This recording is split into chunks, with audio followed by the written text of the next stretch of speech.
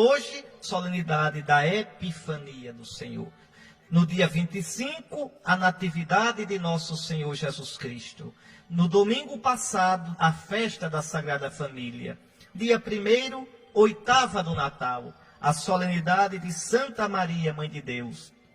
E hoje, o domingo entre dia 2 e o dia 8, a solenidade da Epifania do Senhor. Domingo que vem nós terminaremos o tempo do Natal, terminaremos com a festa do batismo do Senhor. Então, hoje, a Epifania, eu já expliquei a você, lembra disso? Epifania quer dizer manifestação, sobretudo a manifestação de Deus. Hoje, pela luz da estrela, esse menininho nascido em Belém, Deus perfeito, atrai todos os povos da terra para adorá-lo. Esses povos que vêm de longe, representados nos magos. Por isso a oração da missa vai dizer: ó Deus, que hoje revelastes o vosso Filho às nações, guiando-as pela estrela, concedei aos vossos servos que já vos conhecem pela fé, contemplar-vos um dia, face a face no céu. Hoje a gente conhece a Jesus pela fé. Um dia nós seremos iluminados pela sua face bendita na glória do céu. Uma luz mais forte do que a luz da estrela. Hoje é o nosso dia. No dia 25, os pastores que representam o povo de Israel vêm adorar o menino. Hoje são os não-judeus, somos nós, são os pagãos que andavam nas trevas e agora iluminados pelo menino, vêm de longe para adorar o Deus perfeito, o Deus vivo e verdadeiro. Guardemos no coração essa palavra. Interessante, a festa da luz não é nem o Natal, é a Epifania. Porque brilha a luz do menino, a luz da estrela. Então, vamos escutar a primeira leitura, você vai ver. O profeta Isaías já profetizando que os povos todinhos haveriam de vir a Jerusalém para adorar esse menino. Enquanto os povos todos estão nas trevas, Jerusalém, por causa desse menino, estaria na luz. Que leitura bonita. Vamos lá. Quem é essa Jerusalém? Essa Jerusalém é o povo de Israel do Antigo Testamento. Porque dele sairia a luz para todas as nações, o Messias. Mas essa Jerusalém é muito mais a igreja. Dela sai a luz que brilha para todos os povos. Levanta-te, acende as luzes, Jerusalém, porque chegou a tua luz. Quem é a luz da igreja? Quem é a luz de Israel? É Jesus. A igreja não é a luz. A igreja é como a lua, viu? Aliás, já os antigos escritores cristãos, os padres da igreja, gostavam de falar do Mysterium Lunae. O que é isso? O mistério da lua. Os padres diziam: vejam, Cristo é o sol. A igreja é como a lua. A lua tem luz? Tem não. A lua é opaca. A lua é cega. A lua é um satélite, não tem luz. Quem tem luz é a estrela. O sol é a estrela. Mas como é que numa noite escura danada, uma noite de lua, a lua clareia a terra? Ela clareia a terra porque a luz do sol bate nela e reflete, refrata na terra. Assim é a igreja. A igreja ilumina o mundo, sim, viu? Olha, a igreja ilumina os povos. A igreja é mãe e mestra. Não é porque a gente é bacano, não. Não é porque a gente é sabido, não. Não é porque a gente é melhor do que ninguém, não. É porque a luz de Cristo reflete nela. Sendo Cristo a luz dos povos, a igreja reflete sobre o mundo a luz que brilha na face bendita de Jesus. É Ele que é a verdade. É Ele que é a vida. É Ele que é a luz. É Ele que é a glória. Levanta-te. Acende as luzes, Jerusalém. Acende as luzes, Mãe Católica, porque chegou a tua luz. Apareceu sobre ti a glória do Senhor. Nem todos os pecados nossos, os meus, os seus, você que está me ouvindo que tem seus pecados, nem as infidelidades de um ou outro padre, nem nada pode empanar, esconder, apagar essa luz que brilha. Se a luz fosse nossa, a gente estava frito. Se a força fosse nossa, a gente estava perdido. Se a virtude e a santidade da igreja dependesse da gente, ai, ai, ai, ai, ai, ai. Você sabe do que eu estou falando. Basta olhar o seu coração e você é a igreja. Não precisa nem pensar no pecado dos outros, basta pensar no seu. Basta que eu pense no meu. Mas é Cristo a luz da igreja. E essa luz hoje brilhou naquele presépio. Eis que a terra está envolvida em trevas. Nuvens escuras cobrem os povos. Mas sobre ti apareceu o Senhor. E sua glória já se manifesta sobre ti. Meu querido irmão, minha querida irmã, isso não é brincadeira. O homem sem Deus, quão tenebroso é o seu coração. Tem jeito não, a gente é assim. Quantos desejos malucos a gente tem, não é verdade? Quantos pensamentos às vezes desencontrados, de ódio, de vaidade, de soberba, de vingança, de sensualidade, de imoralidade, de usar os outros. Quantos pensamentos malucos a gente tem? Quantas vezes o homem é cego? Quantas vezes aquilo que a gente chama de bem é mal? E aquilo que a gente chama de mal é bem? Quantas vezes? Quem é que ilumina nossa mente? Quem é que tira a treva do nosso coração? Quem é que ajeita, que coloca o homem no trilho certo? É Jesus, só Ele. Não é filósofo A, filósofo B, sabichão A, pensador B. Esses veem, às vezes, coisas certas, dizem coisas certas, e junto com isso, tanta ilusão e tanto erro. Todos os filósofos, todos os sábios do mundo são tão limitados. Pois bem, a terra está envolvida em trevas, nuvens escuras cobrem os povos, mas sobre ti, Jerusalém, sobre ti, Santa Igreja, sem merecimento nenhum teu. Tu não mereces, Santa Igreja, mas o teu Deus é fiel. Aquele que te criou não esquece de ti. Sobre ti apareceu o Senhor, e sua glória já se manifesta sobre ti.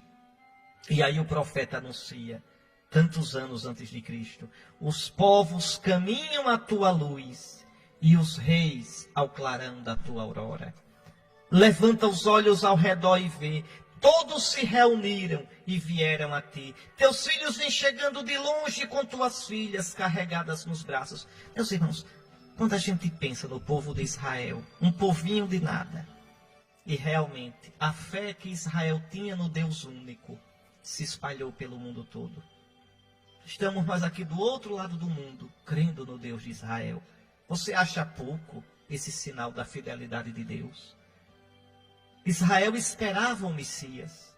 E os profetas tinham dito que pelo Messias as nações da terra seriam abençoadas e se converteriam ao Deus verdadeiro. E isso aconteceu.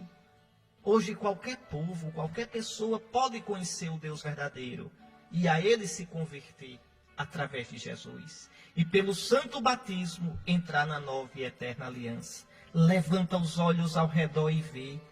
Todos se reuniram e vieram a ti, novo Israel, nova Jerusalém, nova Sião, virgem esposa do Cordeiro, nossa mãe católica. E tu, ao ver essa multidão, ficarás radiante, com o coração vibrando e batendo forte, pois com eles virão as riquezas de além-mar.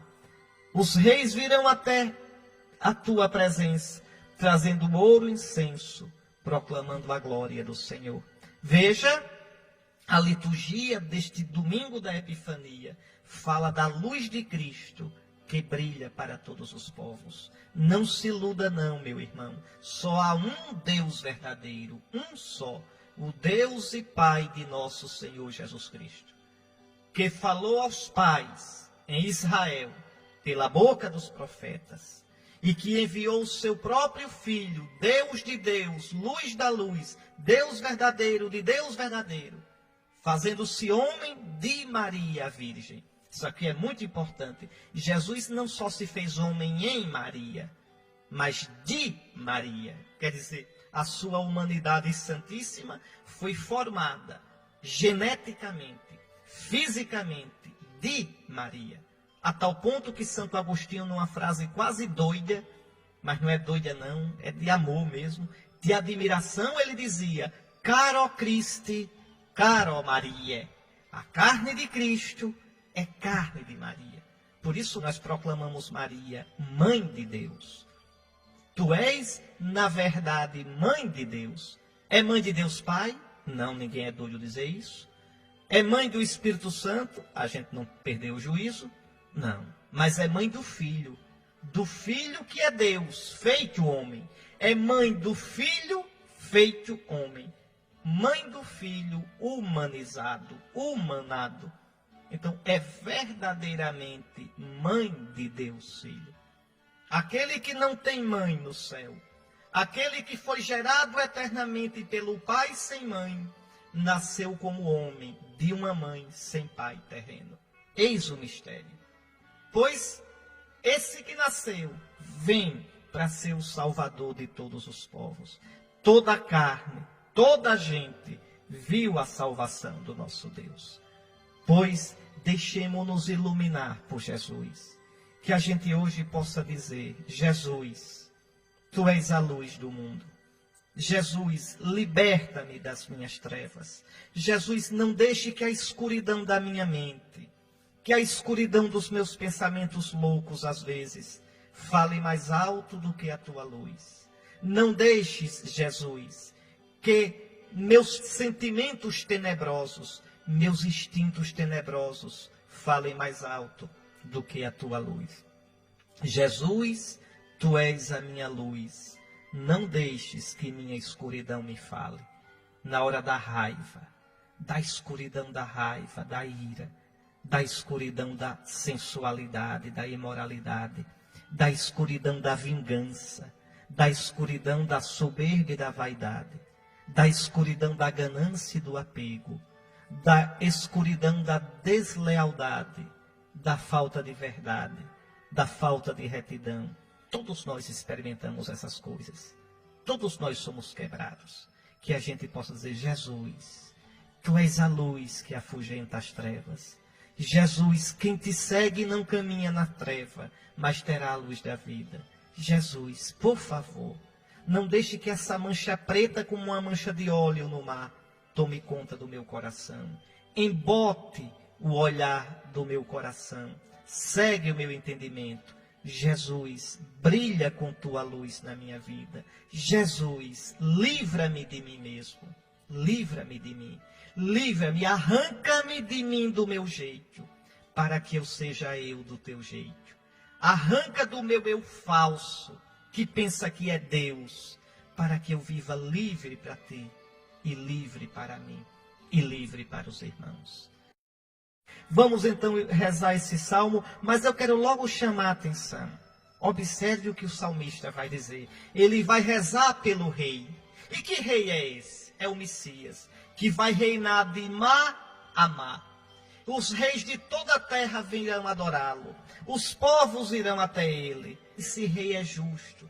Esse rei salva o pobre, o que chora, o que está sem consolo, o que se sente sozinho.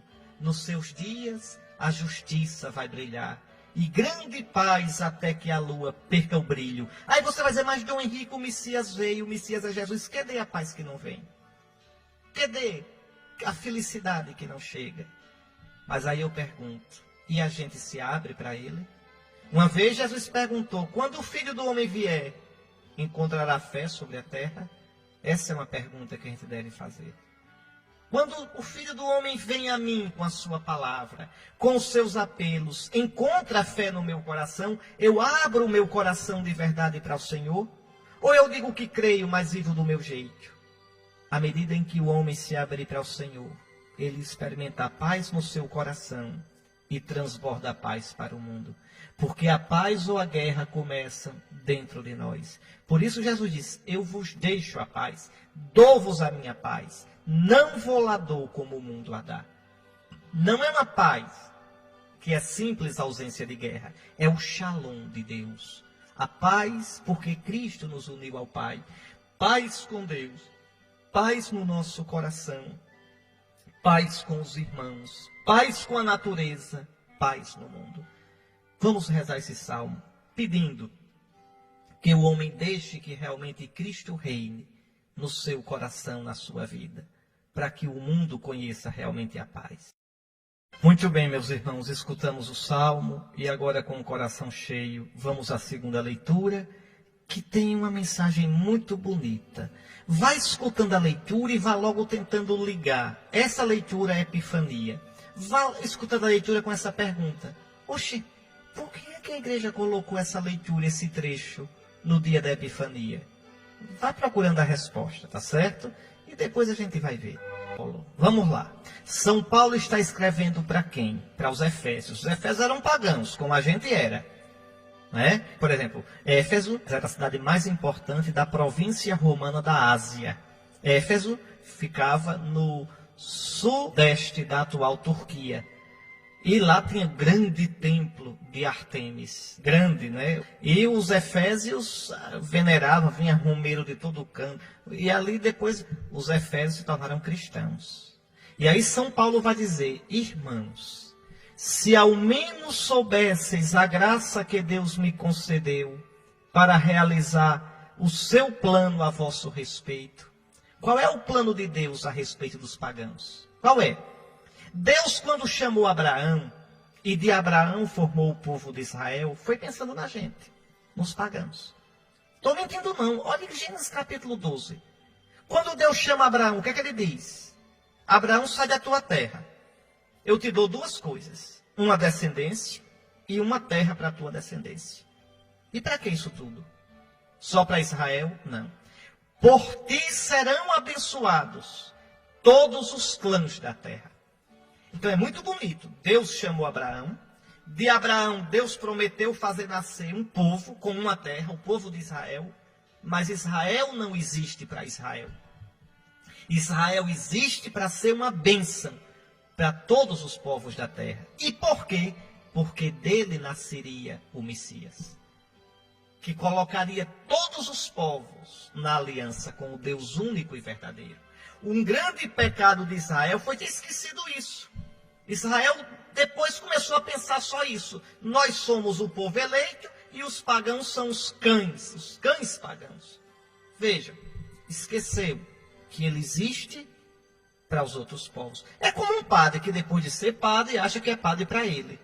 Então não liga mais para a comunidade, acha que a comunidade é que tem que servi-lo, ao invés de ele servir a comunidade é que tem que aturá-lo. Então esqueceu que a vocação que ele recebeu não é para ele. É para o bem do povo de Deus. É um dom que está em nós, mas não é primeiramente para nós. Eu não sou bispo para mim. Eu sou bispo para vocês. Para o bem de vocês. Para a alegria da igreja. Para a felicidade do povo de Deus. É um dom em mim, mas não para mim. É para vocês. Israel era a mesma coisa. Foi chamado, foi escolhido. É o povo de Deus do Antigo Testamento. Mas para que fosse um canal, uma fonte de bênção para todos os povos. Esse é o plano de Deus a respeito dos efésios, dos brasileiros, que todos conheçam Cristo e por ele se salvem. Olha aqui, São Paulo diz: se ao menos soubesses, como por revelação tive conhecimento do mistério. O que é esse mistério? É que Deus, no Antigo Testamento, já estava preparando a salvação de todos os povos. Olha o que São Paulo vai dizer. Este mistério, Deus não fez conhecer aos homens das gerações passadas. No Antigo Testamento foi anunciado, mas em sombras, não de modo claro. Foi anunciado, vocês escutaram o profeta Isaías na primeira leitura. Mas agora acaba de revelar esse mistério pelo Espírito Santo aos seus santos e profetas. E aí São Paulo diz qual é. Os pagãos são admitidos à mesma herança. Que herança? A de Israel. São membros do mesmo corpo. Que corpo? O corpo de Cristo. Porque agora não interessa mais ser judeu ou pagão. O judeu tem que se converter a Jesus e entrar no novo povo que é a igreja. E o pagão tem que se converter a Jesus, deixar a idolatria e entrar no novo povo que é a igreja. Então, judeus e pagãos são chamados a se converter a Jesus. Isso a gente tem que dizer, viu? Não é falta de respeito a ninguém. Falta de respeito é impor. O nosso erro é quando a gente impõe. Propor, anunciar a verdade, anunciar que Jesus é o único Salvador e a única salvação e a única luz e o único caminho da humanidade, não é falta de respeito a ninguém. É dever nosso. Então São Paulo diz claramente, os pagãos são admitidos à mesma herança dos judeus, são membros do mesmo corpo que é a igreja, são associados à mesma promessa em Jesus Cristo por meio do Evangelho. Por que é que essa leitura está no dia de hoje?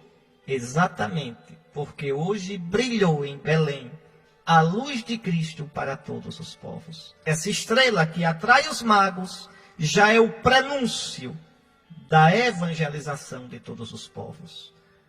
E até o fim dos tempos, a igreja tem o dever de levar a luz de Cristo a todos os povos da terra. Ide por todo o mundo, fazei de todas as nações discípulos meus. A igreja não tem autoridade para esquecer ou para mudar este preceito de Cristo.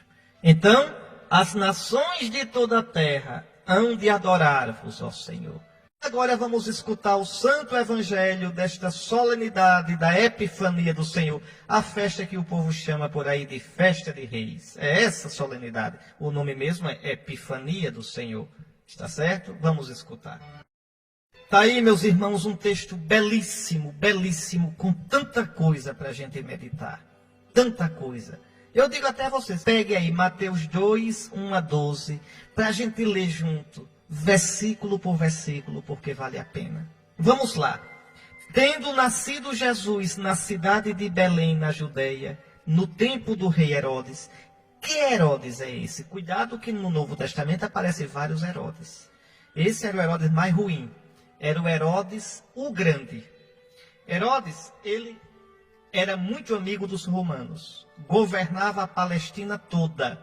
Foi um grande rei do ponto de vista administrativo. Foi ele que terminou de embelezar o templo, ajeitou o templo ficou chique. Construiu a fortaleza de Massada, que era um palácio de verão dele. Construiu muita coisa grande, mas não valia nada. Porque não se mede o governante só pelas obras que faz, mas pelo tipo de gente que é, pelo tipo de relação que constrói. Herodes era um tirano, paranoico, mandou matar filho, matar esposa. Se desconfiasse que não era fiel a ele ou queria traí-lo, e ele inventava isso da cabeça dele e mandava matar. Então esse é um Herodes. O outro Herodes é Herodes Antipas, que é filho desse. E governava a Galileia quando Jesus era adulto, lá em cima. Foi esse Herodes, filho do Herodes o Grande. Herodes o Grande é esse que mandou matar as criancinhas de Belém. Veja que ele era desaprumado das ideias. Está vendo? Então, esse Herodes o Grande. O outro Herodes, filho dele, Herodes Antipas, foi o Herodes que, quando Jesus foi preso, foi mandado para Herodes. E Herodes o julgou louco. E há um outro Herodes, Herodes Agripa. Esse é neto desse Herodes o Grande, que vivia junto com a meia-irmã Berenice, e aparece nos Atos dos Apóstolos. Então tem um monte de Herodes, não é o mesmo não, está certo? Pois bem, então Jesus nasceu no tempo do rei Herodes, de Herodes o Grande. Nasceu, diz aqui, em Belém de Judá. Belém, que ficava no território da tribo de Judá, uma cidadezinha pequena, pequenininha. O que é que Belém tinha de importante? Lá viveu Davi. Davi era belemita, era filho de Belém. O velho Jessé, pai de Davi, vivia em Belém e seus filhos eram dali. Então, Belém vai ser sempre a cidade do rei Davi. Ótimo. Então, tendo Jesus nascido em Belém, na Judeia, no tempo do rei Herodes, eis que alguns magos do Oriente chegaram a Jerusalém. Não são reis. E não são são magos. E o que são os magos? Os magos eram estudiosos daquela época, sobretudo astrônomos. está certo? E estudavam o movimento dos astros, estudavam a influência dos astros na natureza, e eles acreditavam também na vida humana. E existia uma crença antiga, que toda vez que nascia um grande personagem na Terra, os astros se moviam nos céus. Astros na Terra e estrelas no céu. Mas uma pergunta, e por que dizem que são reis? Por causa do Salmo de hoje. Porque o Salmo e a primeira leitura dizem que os reis virão de longe para oferecer presente. Aí juntaram reis, magos. Não, mas não são reis, são magos. E também não diz o número deles. Por que é que a gente diz que são 3? Porque os presentes são 3. Ouro, incenso e mirra. Mas não diz que são 3. Por exemplo, para os católicos da África, eles sempre pensaram que eram 12. Está vendo? E no Ocidente, que eram 3. Eram 3 ou 12? Não sabemos. Sabemos que os magos vieram, que trouxeram presentes. Não interessa o número. O Evangelho não diz. Nem diz que eram reis. Tá certo? Então, vocês vejam, vieram alguns magos do Oriente. Que Oriente é esse? É o Japão? É a China? Não. Para um judeu, para alguém de Israel, Oriente era tudo que ficava no leste, ali pelo Iraque, pelo Irã, o Oriente Médio. Então, esses magos provavelmente vieram da Pérsia. Vieram da Pérsia, da Caldeia. E isso deve ser muito claro, por quê? Porque os persas e os caldeus, sobretudo os caldeus, mexiam com o horóscopo. Eles tinham as torres, chamadas zigurate, e em cima dessas torres, eles observavam os astros, estudavam, sabiam prever eclipses, sabiam prever lua cheia, lua nova, sabiam calcular o tempo que a Terra duraria para formar um ano, sabiam, tinham alguns conhecimentos bastante avançados. Então, provavelmente vieram dali. Eram persas e caldeus. Era o Oriente de que se falava, está certo? E esses chegam a Jerusalém com a pergunta: onde está o rei dos judeus que acaba de nascer? Os magos não sabem nada sobre as profecias do Antigo Testamento. São pagãos, eles são idólatras. Não sabem nada de história de Messias. Sabem que viram uma conjunção no céu, um movimento diferente de astros e calcularam. Isso é um rei novo que nasceu. Essa constelação é a constelação do povo de Israel. Então esse rei nasceu em Israel. Vamos lá ver. Olha o que ele diz: nós vimos a sua estrela no Oriente e viemos adorá-lo. Viemos homenageá-lo. Aqui eu queria pensar com vocês uma coisa. Que coisa linda esses magos. Segundo a tradição, viu, eles estão sepultados na Alemanha. Naquela igreja linda onde o Papa esteve, em Colônia. Tem uma igreja gigante onde o Papa esteve. Por que aquela igreja gigante? Porque no altar, segundo a tradição, estão os crânios dos 3 magos. Vocês, se é verdade ou não, eu não sei, se é uma tradição antiga. Agora, uma coisa é verdade. Isso eu vi. O resultado de uma pesquisa que fizeram, pegaram os crânios dos 3 e descobriram que esses crânios têm cerca de 2000 anos, são de homens adultos de 3 raças diferentes. Então, vocês não me perguntem mais nada porque eu não sei. Mas que estão lá os crânios e que, segundo a tradição, são dos magos, e muito bem. E a gente não tem por que duvidar. Então, se venera. Se venera. Mais do que venerar o crânio em si, é a memória desses homens. E esses homens merecem veneração? Merecem. Sabe por quê? Eles fazem a mesma coisa que Abraão. Veem a estrela do rei, o astro do rei, deixam sua terra, deixam sua segurança para se mandarem numa viagem desconhecida. Vejam, correndo o perigo de ladrão, de não voltarem, de doença, de atravessarem rios cheios, de morrerem afogados, de serem mordidos por uma serpente, assaltados por uma matilha. E, no entanto, eles vão, deixando-se guiar pela luz desse menino. E vou logo dizendo a você outra coisa. Essa estrela, nenhum astrônomo pode ver. Essa estrela não brilha só no céu. A estrela do menino brilha no coração. Não é um astro qualquer. Cuidado. Não é um astro que um astrônomo possa ver. Essa estrela é misteriosa. É a luz desse menino. Observe. Eles deixam tudo e vão deixando-se guiar pela estrela. Quem dera que eu sempre me deixasse guiar pela luz desse menino. Quem dera que você tivesse a coragem de sair de você, como esses magos saíram, para seguir a estrela do menino. Às vezes a gente pergunta, onde é que essa luz vai me levar? Não tenha medo. Essa luz é a luz daquele que é fiel. Essa luz é a luz daquele que é o caminho. Essa luz é a luz daquele que é a verdade e a nossa vida verdadeira. Vejam, esses magos são exemplo para nós. E lá vão eles. Bom, quando o pessoal de Jerusalém sabe disso, o que faz? Olha a tristeza. O rei Herodes ficou perturbado, assim como toda a cidade de Jerusalém. Que vergonha! Os pagãos veem a estrela do menino e se alegram. Jerusalém, a cidade de Davi, o povo de Deus, diante da notícia, se perturba. Quantas vezes os pagãos são melhores do que a gente? Quantas vezes os de fora temem mais a Deus e respeitam mais o nome de Jesus do que nós? Que vergonha, meus irmãos. E aí então, Herodes pergunta aos escribas, aos especialistas, onde é que esse menino deve nascer? E eles dizem, eles sabem, em Belém da Judeia, pois assim está escrito pelo profeta, o profeta Miqueias. E tu, Belém, terra de Judá, de modo algum és a menor entre as principais cidades de Judá, porque de ti sairá um chefe, que vai ser o pastor de Israel, o meu povo. Vejam, os escribas sabiam onde o menino ia nascer. Foram lá? Foram não. Foram adorá-lo? Foram não. Não adianta nada saber sem a vida. Não adianta nada saber teologia, ter mestrado, doutorado sem a vida. Vai para o inferno mais depressa. Não adianta nada saber a Bíblia se não vive o Evangelho, se não vive Jesus. Está lá. Esses homens sabiam onde o menino ia nascer e, no entanto, não se dignaram sair de si, levantarem-se e ir a Belém. Sabe qual é a distância, sabe, de Belém para Jerusalém? Sabe? Uns 5, 10 quilômetros. Uns 5, 10 quilômetros. Belém fica na periferia de Jerusalém.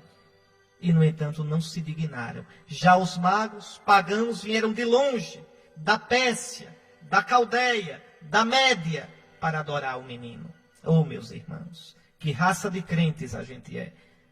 Que raça de crentes que não temos coragem de um gesto de generosidade, de um sacrifício por causa de nosso Senhor. Pois bem, lá vão os magos. E Herodes, maldoso, vai querer matar o menino. Ide até o menino, adorai-o, e vinde a mim e dizei-me onde ele está, para que eu também vá adorá-lo. Herodes, olha, meus irmãos, quando a gente se fecha para Deus, a gente se torna o animal mais perigoso. Herodes com medo de um menino, que vergonha, né? Um reizão, Herodes o Grande, com medo de uma criança. Isso é que é um covarde. É assim. É só que essa criancinha, veja, bem que os profetas tinham dito, bem que Simeão vai dizer, esse menino vem como sinal de contradição. Bem que a Virgem Maria cantou, derruba os poderosos dos seus tronos e eleva os humildes. A igreja canta no dia de hoje, por que, Herodes, temes? Chegar o rei que é Deus, não rouba reis da terra, quem reinos dá no céu. Não, se Herodes tivesse se aberto para o menino, não perderia o trono da terra e ganharia o reino do céu. Esse menino não tira nada de nós. Quem a ele entrega tudo, não perde nada e ganha tudo. Pois bem, Herodes engana os magos e manda que eles se dirijam até o menino. E é interessante, quando os magos chegaram a Jerusalém, a estrela desapareceu. O fechamento de coração era tão grande que a luz de Deus não brilha ali. Será que a luz de Deus ainda brilha no seu coração? Será que a luz de Deus ainda brilha no coração de nossos governantes, no coração dos governados, no coração de nossos padres, de nossos bispos? Será que a luz de Deus brilha na sua casa, na nossa sociedade? Ou será que o nosso fechamento é tanto que a nossa vida se tornou opaca? Que mistério! Na cidade santa de Jerusalém, a luz de Deus não brilha. Quando os magos saem de Jerusalém, depois que ouviram o rei, olha aí no versículo 9, eles partiram, e a estrela que tinham visto no oriente ia diante deles, até parar sobre o lugar onde estava o menino. Ao verem de novo a estrela, os magos sentiram uma alegria muito grande. Que coisa linda! A alegria por ver a luz do menino. E eu já disse, essa estrela não é um astro normal. Essa estrela é a luz do menino. Vai adiante deles, os guia e para no lugar onde estava o menino.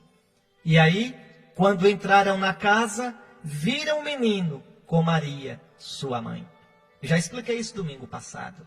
Os magos estão procurando quem? O rei. Encontram o rei com a Gebirá, com a mãe do rei, com a rainha mãe, a Virgem Maria.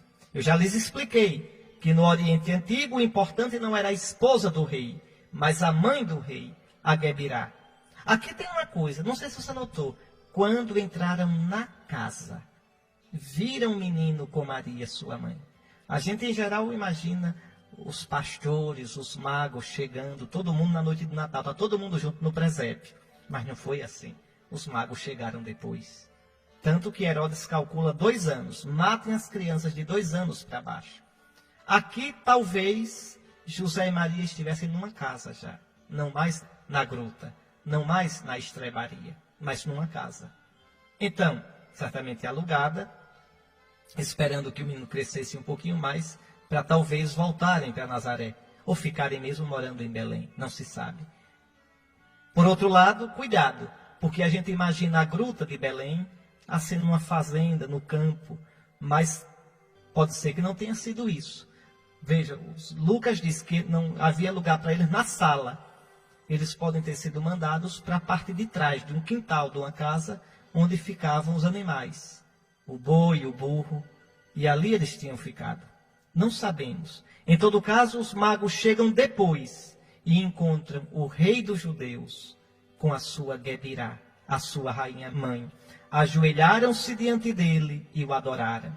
Depois abriram seus cofres e lhe ofereceram presentes: ouro, incenso e mirra.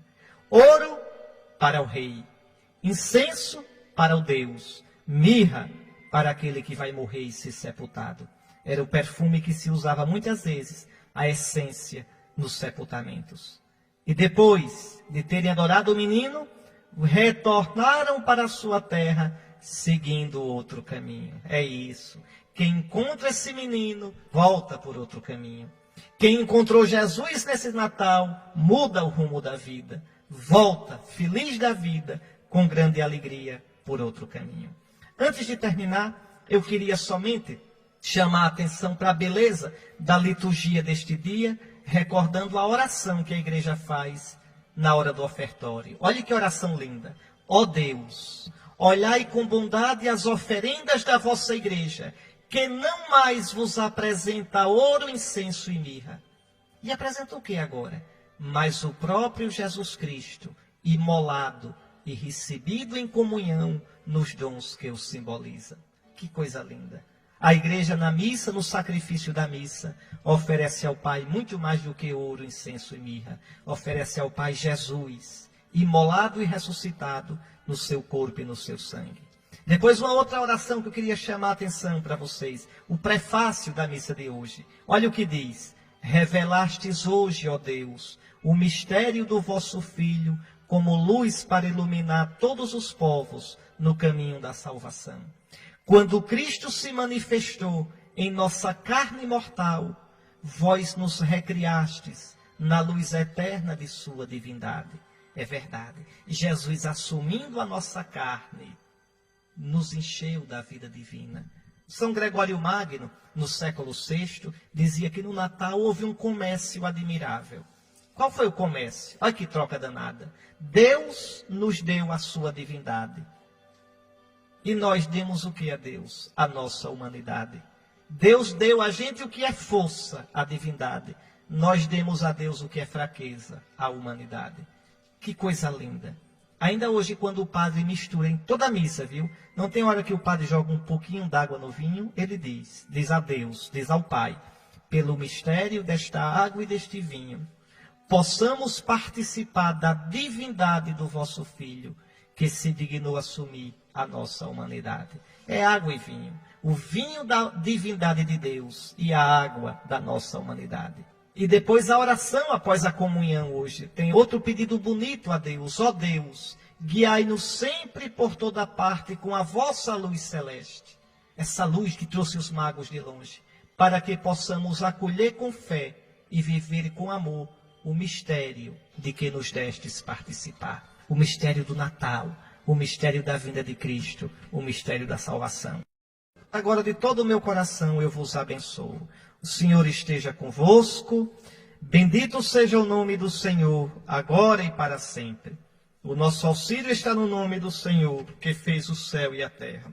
Abençoe-vos o Deus Todo-Poderoso, Pai, Filho e Espírito Santo. Brilhe a vossa luz, a luz de Cristo na vossa vida diante dos homens, para que, vendo as vossas boas obras, glorifiquem o Pai que está no céu. Fiquem com Deus.